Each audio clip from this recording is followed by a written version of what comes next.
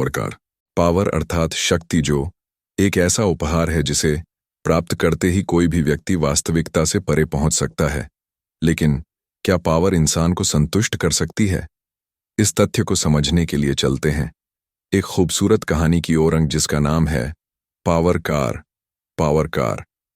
शहर से दूर एक छोटा सा गांव था। माना जाता है कि उस गांव में कभी एलियंस राज किया करते थे, लेकिन हजारों वर्ष पूर्व पृथ्वी में मची उथल पुथल ने उन्हें दूसरे ग्रह जाने पर मजबूर कर दिया, और तब से यहां निरंतर जनजातियों का विकास होता रहा।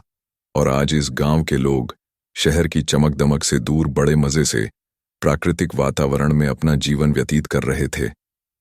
इसी गांव में आर्यन नाम का एक लड़का अपने दादा दादी के साथ रहता था। आर्यन बचपन से ही पैरों से चल पाने में असमर्थ था।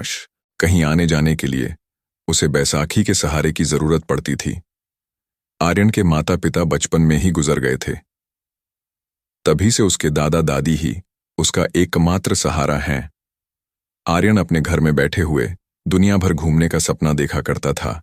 वह अक्सर सोचा करता कि अगर उसके पास पैर होते तो वह दुनिया भर की अच्छी अच्छी जगह घूम पाता। आर्यन के दादा लकड़ी के कारीगर थे। वह तरह तरह की मूर्तियां बनाया करते थे।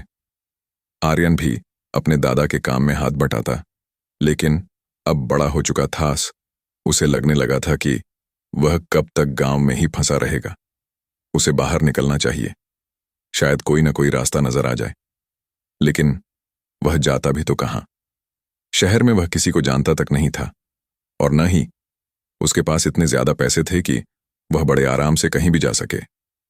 एक दिन सुबह सुबह अंधेरे में ही वह लंगड़ाते हुए बैसाखी के सहारे अपने गांव से बाहर निकल पड़ा, और जैसे ही सूर्य उदय हुआ वह काफी दूर तक आ चुका था।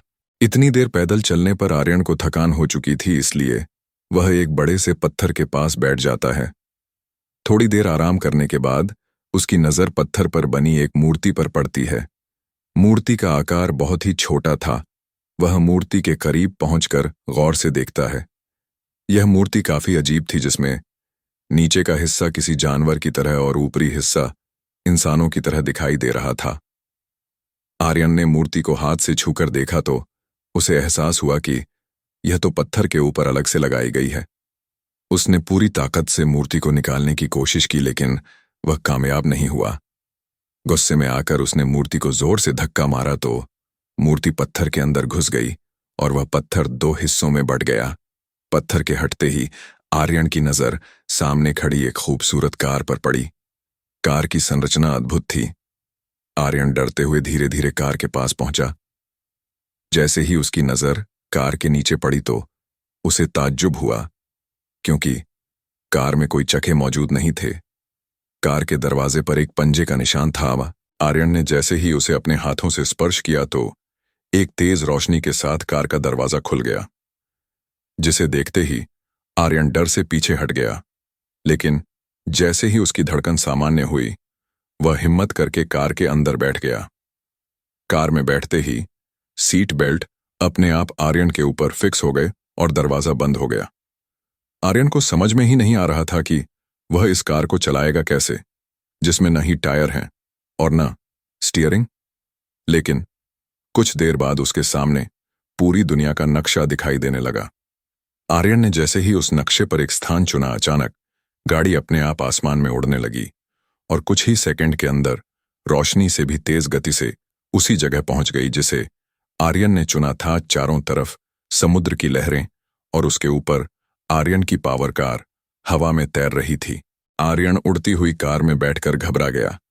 वह मदद के लिए जोर जोर से आवाज लगाने लगा। तभी उसे कार के अंदर एक आवाज सुनाई दी, जिसमें उसे संकेत दिया गया कि यह कार उसकी इच्छा के अनुसार कहीं भी जा सकती है, बस उसे स्क्रीन पर दिख रहे नक्शे को टच करना होगा। यह बात सुनते ही आर्यन की खुशी का ठिकाना न रहा। वह अगले ही पल नक्शे में अपनी गांव की लोकेशन डालकर पहुंच गया। गांव के सभी लोग आर्यन की कार देखकर दंग रह गए। हालांकि गांव के लोगों को तकनीकी चीजों की ज्यादा जानकारी नहीं थी, इसलिए उन्होंने कार को शहर का कोई उड़ने वाला खिलौना समझा। अब आर्यन दुनिया की हर जगह घूमना चाहता था। उसे पावर मिल चुकी थी। वह बिना किसी रोक टोक के अपनी मनमर्जी की जगह घूमने लगा। देखते ही देखते उसने दुनिया भर के नक्शे को छान मारा, लेकिन लगातार घूमते रहने से उसे उस कार में बोरियत लगने लगी। उसे समझ में ही नहीं आ रहा था कि उसके पास दुनिया की सबसे बेहतरीन कार है, फिर भी उसकी खुशी बढ़ने की वजह कम होती जा रही है। दरअसल अब उसे उस कार में घूमने से पहले वाला मजा नहीं मिल रहा था। कुछ ही दिनों में वह कार से पूरी तरह ऊब चुका था। एक दिन वह अपने घर में दादा दादी के साथ बैठा था, तभी एक हेलीकॉप्टर आसमान में उड़ता हुआ दिखाई दिया। हेलीकॉप्टर देखते ही गांव के लोगों की भीड़ लग गई। कुछ ही पलों में हेलीकॉप्टर गांव में उतर आया। जैसे ही हेलीकॉप्टर का दरवाजा खुला, गांव वाले घबरा गए, क्योंकि हेलीकॉप्टर के अंदर से आर्मी के जवान बड़ी बड़ी बंदूकों के साथ निकलने लगे। देखते ही देखते आर्मी के जवानों ने पूरे गांव को घेर लिया। आर्मी की इतनी सख्त पहरेदारी से गांव में मौजूद लोग इधर उधर भागने लगे। आर्यन खड़े खड़े यह तमाशा देख रहा था। दरअसल आर्मी के सैटेलाइट पर आर्यन की पावर कार ट्रैक की गई थी, जिसमें इस गांव की लोकेशन मिली। गांव के कुछ लोगों को आर्मी की बात सुनते ही एहसास हुआ कि हो ना हो ये लोग उसी शहरी खिलौने को देखने आए हैं जो आर्यन के पास है। अचानक गांव के एक व्यक्ति ने आर्यन की ओर इशारा करते हुए कहा, आर्यन जाओ, अपना शहरी खिलौना लेकर आओ, लगता है ये लोग वही देखना चाहते हैं।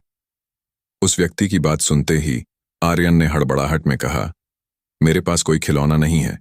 लेकिन आर्मी तब तक उसके घर की ओर चल पड़ी थी। जैसे ही आर्मी के जवानों ने आर्यन के घर के अंदर प्रवेश किया, उनकी नजर उस कार पर पड़ी जिससे उनके होश उड़ गए। उन्होंने आज तक ऐसी कोई कार नहीं देखी थी। आर्मी के अधिकारियों ने कार को हेलीकॉप्टर की मदद से हवा में उठा लिया और गांव से वापस चले गए। उनके जाते ही आर्यन दुखी होकर बैठ गया। आर्यन का मायूस चेहरा देखकर उसके दादाजी ने उससे कहा, बेटा, कोई भी शक्ति केवल मनोरंजन के लिए नहीं मिलती। उसका एक सार्थक उद्देश्य होता है जिसकी पहचान करना आसान बात नहीं। शायद तुमसे बेहतर आर्मी के लोग उस कार का उपयोग कर सकें। अपने दादाजी की बात सुनकर आर्यन को थोड़ी राहत मिली। यहां आर्मी अपने रिसर्च सेंटर में कार को लाकर कई पैमानों में जांच करती है, लेकिन इस कार की तकनीक आर्मी के समझ से परे थी। अधिकारियों ने तय किया कि इसकी जांच करने के लिए अंतरिक्ष से संबंधित वैज्ञानिकों को बुलाना चाहिए। जैसे ही अंतरिक्ष वैज्ञानिक ने कार को देखा तो उन्हें कुछ ही समय में कार के बारे में पता चल गया। उन्होंने आर्मी के अधिकारियों को समझाते हुए कहा कि यह एलियंस के द्वारा बनाई हुई कार है, जिसे सूर्य की रोशनी से चार्ज किया जाता है, लेकिन इसे चलाना मुश्किल है क्योंकि इसे उसी व्यक्ति के डीएनए से कनेक्ट कर दिया गया है जो इसे पहले से चला रहा था, और यह कार उसके बिना कोई और नहीं चला सकता। इस रहस्य के पता चलते ही आर्मी ने आर्यन को लेने के लिए एक दल भेजा। पहले तो आर्यन आने को तैयार नहीं था, लेकिन जब उसके दादा ने उसे समझाया तो वह आर्मी वालों के साथ आने को तैयार हो गया। आर्यन लंगड़ाते हुए पावर कार के नजदीक पहुंचा तो वह अपने आप स्टार्ट हो गई, जिसे देखकर सभी दंग रह गए। आर्यन ने कार की सभी खूबियां आर्मी के सामने रख दी। आर्मी को समझ में आ चुका था कि उनके पास एक भी ऐसा वायुयान नहीं है जो इतनी तेजी से गति कर सके। वैज्ञानिकों की सलाह पर आर्यन को पावर कार का आधिकारिक चालक बनाया गया। साथ ही उसे आर्मी की तरफ से पायलट का दर्जा दिया गया। बस फिर क्या था, शुरू हो चुका था आर्यन का मुश्किलों से भरा रोमांचक सफर, जिसमें उसने आर्मी के साथ कंधे से कंधा मिलाकर देश की रक्षा करना सीख लिया। और अब आर्यन की जिंदगी में फिर से खुशियों की बहार छाने लगी। आर्यन की नई जिंदगी की शुरुआत होते ही कार की कहानी खत्म हो जाती है।